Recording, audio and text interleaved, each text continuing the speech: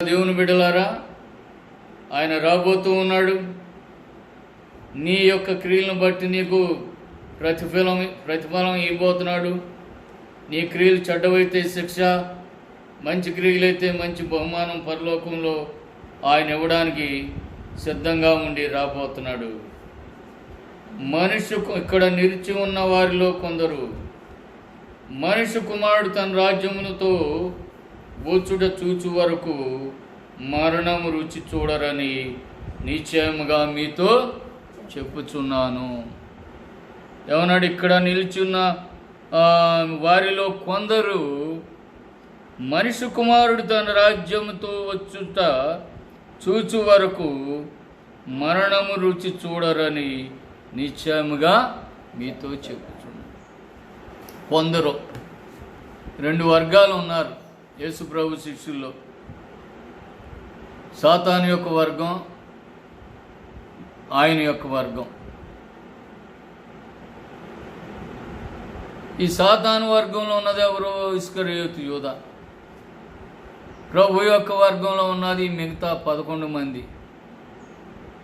అందుకనే మర్మంగా కొంతమంది నేను వచ్చేంత వరకు కూడా, రాజ్యంతో వచ్చేంత వరకు కూడా, ఆ రాజ్యంతో రావటం చూచేంత వరకు కూడా మరణాన్ని, అంటే వాళ్ళ ఆత్మలు సజీవంగానే ఉంటాయి. శరీరరీత్యా ఆ శరీరాన్ని విడిచిపెట్టేస్తారు, కానీ వాళ్ళ ఆత్మలు సజీవంగా దేవుని యొక్క భద్రతలో కాపుదలలో ఉంటాయన్నమాట. మరి మరణాన్ని రుచి చూసింది ఎవరు? ఈ రెండో వర్గం, ఈ ఇస్కరియోతు యూదా. వాడు ఉరిపెట్టుకుని శరీరాన్ని చంపుకున్నాడు, ఆత్మనే సర్వనాశనం చేసుకున్న నరకాగ్నికి రెండో మరణానికి వెళ్ళిపోయాడు. ఈ రెండో మరణం గురించే ప్రభు చెప్తున్నాడు. ఆ మరణాన్ని ఎవరు కూడా, ఈ కొంతమంది రుచి చూడరు. నేను వచ్చే వరకు, ఆ రాజ్యాన్ని చూసేంత వరకు కూడా వారి ఆత్మలు సజీవంగానే ఉంటాయి. అంటే కొంతమంది ముందుగానే చనిపోతారు. రాబోయే కాలంలో పొందాల్సినటువంటి ఆ జీవాన్ని కూడా పోగొట్టుకున్న రెండో మరణానికి కూడా వారు గురి కాబోతున్నారు అని చెప్పాడు. కనుక నువ్వు ఆలోచించుకో, నువ్వు ఏ రీతిగా మరి నీ యొక్క విశ్వాస జీవితం మరి జీవిస్తూ ఉన్నావు, ఏ రీతిగా నీ యొక్క విశ్వాసాన్ని పరిశీలన చేసుకుని అది దేవుని చిత్తానుసారంగా ఉన్నదా లేదా, దేవుని సంబంధమైన విశ్వాసమా కాదా అనేది గనక పరిశీలించుకోకపోతే విశ్వాసం బలహీనమైపోయి భ్రష్టమైపోయేటువంటి పరిస్థితి రాబోతుంది. దీనికి ఉదాహరణ మనం ఇందాకే చూసాం. పేతురు కొద్దిపాటి శ్రమ ఊహించుకొని తన యొక్క విశ్వాసాన్ని అవిశ్వాసంగా తేల్చేసుకున్నాడు. అయ్యో, నేను ఆయన ఎరగను, అరే నేను ఆయన ఎరగనంటే నన్ను వాళ్ళలో వాడని అంటారేంటి? ఇదిగో ఒట్టు, నేను ఆయన ఎవరో నాకు తెలీదు, ఆయన నేను ఎప్పుడూ చూడలేదు, ఎవరినో చూసి నన్ను అనుకుంటుందని అక్కడున్న బంట్రోతులతోనూ ఈ పిల్లతోనూ చెప్తున్నాడు అన్న. ఇలాంటి మనిషిలో జరుగుతాయి. అందుకోసమే మీ విశ్వాసాన్ని మీరు పరిశీలించుకోండి. ఇప్పుడు శ్రమలు రాబోతున్నాయి, జరుగుతున్నాయి. అనేక ప్రాంతాల్లో క్రైస్తవ యొక్క సంఘాలను కూల్చేయడం, మందిరాలను కూల్చేయటం, క్రైస్తవులను హింసించడం, ప్రాణాలు తీసేయటం, ఇవన్నీ జరుగుతున్నాయి. కనుక ఇప్పుడు అవసరం, ఈ యొక్క వాక్య భాగం ఇప్పుడు కాలానికి వర్తిస్తుంది. ఈ ప్రాణం పోతే ఒకరు క్షణంతోనే పోతుంది, కానీ క్రీస్తు కొరకు అయితే అది పోయేది.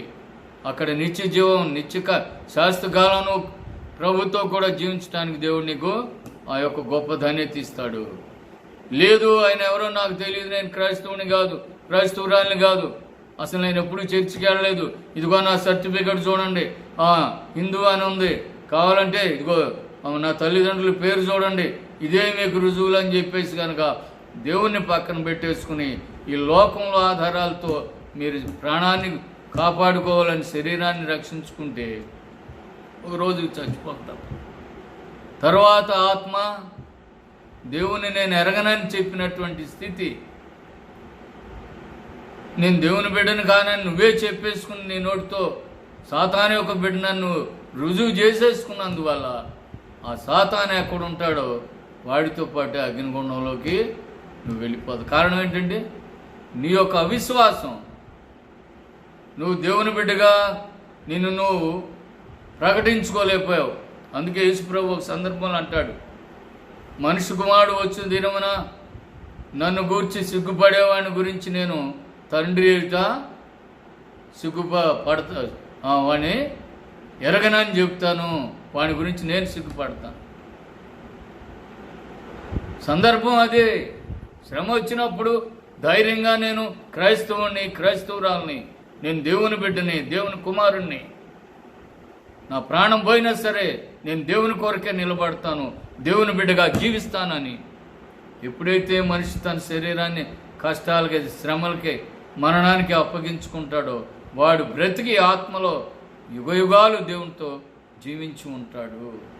ఇదే ఈ వాక్య భాగం యొక్క సారాంశం. ఇప్పుడు రాబోతున్న శ్రమలు అనేక చోట్ల క్రైస్తవ బిడ్డలు ప్రాణాలు పోగొట్టుకుంటున్నారు, దేవుని సేవకులు చంపబడుతున్నారు, చెరసాల్లో వేయబడుతున్నారు, వాళ్ళ ఆస్తులు దోచుకోబడుతున్నారు, మందిరాలు కూల్చబడుతున్నాయి. ఏమి ఆదరణ, విలువ, గౌరవం లేదు. ఇలాంటప్పుడే నువ్వు దేవుని కొరకు నిలబడి నీ ప్రాణానైనా తృణప్రాయంగా దేవుని కొరకు బలి పెట్టగలిగితే నువ్వు యుగయుగాలు దేవుని సన్నిధిలో ఆయన బిడ్డగా జీవించగలుగుతావు. ఇక్కడ చిన్నపాటి శ్రమకు పిరిగివాడవై, పిరిగిదానవై దేవుని నెరగనని గనక వెనక తిరిగిపోతే ప్రభు నిన్ను విడిచిపెట్టేస్తాడు. తర్వాత నువ్వు ఉండే స్థలం నిత్య నరకాగ్నిగుండం, భయంకరమైన వేదన, కష్టం, శ్రమ. ఇక అగ్ని ఆరదు, పురుగు చావదు ఆ పరిస్థితి. కాబట్టి నువ్వు ధైర్యంగా ఉండి ప్రభువుని నువ్వు ఘనపరిచి, నేను క్రీస్తు యొక్క బిడ్డని, ఇదిగో నా భుజం మీద సిలువ ఉంది, ఏ శ్రమనైనా నేను లెక్క చేయను, ఏ కష్టమైనా లెక్క చేయను, ఆకలైనా లెక్క చేయను, ఏ కష్టాన్ని, శ్రమని కూడా నేను లెక్క చేయను. క్రీస్తే నాకు కావలసినటువంటి వాడు. ఇదిగో నా ప్రాణం కావలిస్తే తీసేసుకోండి. పుట్టినాడు చావక మానడు. ఈ మట్టి శరీరం మరలా మట్టిలోకి వెళ్ళక మానదు కాబట్టి అది మట్టిది, ఆ మరణం శరీరాంది కాబట్టి వదిలేస్తున్నా, మీరేం చేయలేరు. అందుకే యేసు ప్రభు చెప్పింది ఏంటి? శరీరమును మాత్రమే చంపగలిగిన వాడికి మీరు భయపడొద్దు, కానీ ఈ శరీరాన్ని, నీకున్న ఆత్మని కూడా యుగయుగాలు హింసించేటువంటి, శిక్ష విధించి బాధించేటువంటి ఆ సృష్టికర్తకి మీరు భయపడండి. అంటే దేవుడు శిక్షించేటువంటిది ఏంటంటే నీ శరీరాన్ని శిక్షిస్తాడు నువ్వు చేసేటువంటి పాపాలను బట్టి, తర్వాత నీ ఆత్మనే శిక్షిస్తాడు. అది శాశ్వతమైనటువంటిది, ఇక విడుదల లేదు. కాబట్టి మట్టి శరీరం బాధపడుతుంది, ఈ ప్రాణం పోతుందని భయాన్ని వదిలిపెట్టి ఆ నిత్యజీవం దేవుడు ఇస్తున్నాడు అనేటువంటిది నువ్వు ఎరుగున్నవాడు కనుక దాని కొరకు ఈ లోకాన్ని మర్చిపో, నీ ప్రాణాన్ని మర్చిపో, నీ శ్రమలను, కష్టాలను మర్చిపో. నిత్యం దేవునితో కలిసి జీవించడానికి నిర్ణయం తీసుకుని నువ్వు ఆయనతో కలిసి ఆయన అడుగు జాడల్లో ఆయన చిత్త ప్రకారం జీవించు. అది నీకెంతో క్షేమం, నువ్వెంతో ధన్యుడు, ధన్యురాలు అవుతావు. కాబట్టి దేవుని బిడ్డలారా, మనం శ్రమల కాలంలో ఉన్నాం. సంఘానికి శ్రమలో కాలం వచ్చేసింది.